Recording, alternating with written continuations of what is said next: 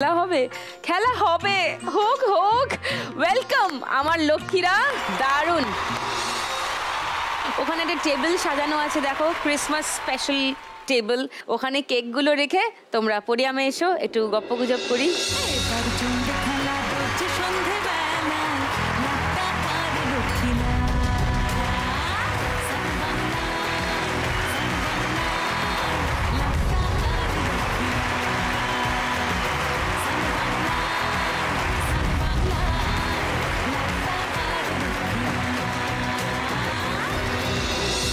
করব আমাদের 3 লক্ষ্মী পরপর আছে, তাদের সবার সঙ্গে প্রথমে অনিশা। নমস্কার। নমস্কার। অনিশা খুব সুন্দর একটা কেক বানিয়ে নিয়ে এসছে, তোমার কথা বলো একটু অনিশা। আমি এসেছি পুরুলিয়া থেকে, আর আমার অ্যাকচুয়ালি কেকের যে জার্নিটা আমি অনেক ছোট থেকেই বানাই, কিন্তু আমি যখন আমার প্রেগনেন্সি পিরিয়ডে ছিলাম সেই সময়ে আমি খুব কেক খাওয়ার ইচ্ছে ছিল, ক্রেভিং ছিল, কিন্তু সেই সময় এই বাইরের কেক খেতে ভালোও লাগতো না, ওভার সুইট। এই জন্যে আমি ভাবলাম যদি একটু হেলদি ইয়েতে যাওয়া যায়, নিজেই কেক বানিয়ে ফেললে। সেইটা থেকেই আমার এই জার্নিটা স্টার্ট।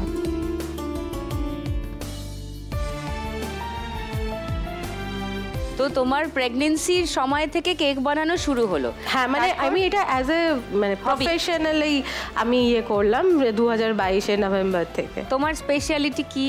আমার স্পেশালি হচ্ছে ওটসের মাফিন, ওটস কেক, রাগি দিয়ে কেক, রাগি আলমন্ড কেক, ড্রাই ফ্রুটস, রাগি, এই সবের। এই কেক কি সেই কেকই? হ্যাঁ, এর মধ্যে সুগার নেই, কিন্তু ময়দা আছে।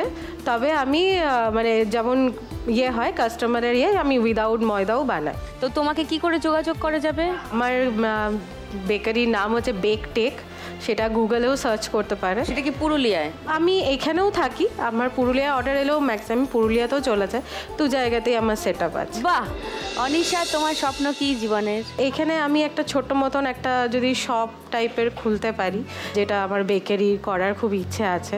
আর আরেকটা আমার একটা অন্য রকমের স্বপ্ন, আমার শ্বশুরবাড়ি আছে বীরভূমে, সেখানে আমার 400 বছরের পুরনো পুজো হয়। এখানে কোনো মূর্তি পুজো হয় না, আমাদের পটচিত্রে পুজো হয়।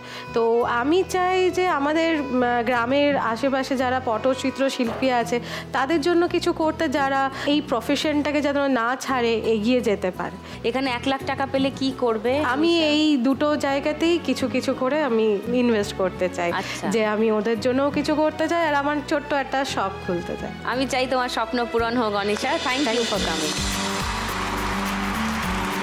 সুদীপা, তোমার কথা বলো। নমস্কার দিদি, আমি সুদীপা প্রামাণিক দাস। আমি এসেছি দক্ষিণ 24 পরগনার আমতলা থেকে। আমার কেকের জার্নিটা 2020 সাল থেকে শুরু হয়। আমি হোম বেকার হিসাবেই কাজ শুরু করি, এবং আস্তে আস্তে কাজ করতে করতে অনেকে শিখতে চায়, সেইভাবে স্টুডেন্টরা শিখতে আসে। এখন স্টুডেন্টের পরিমাণ প্রায় 400 থেকে 450-র উপর।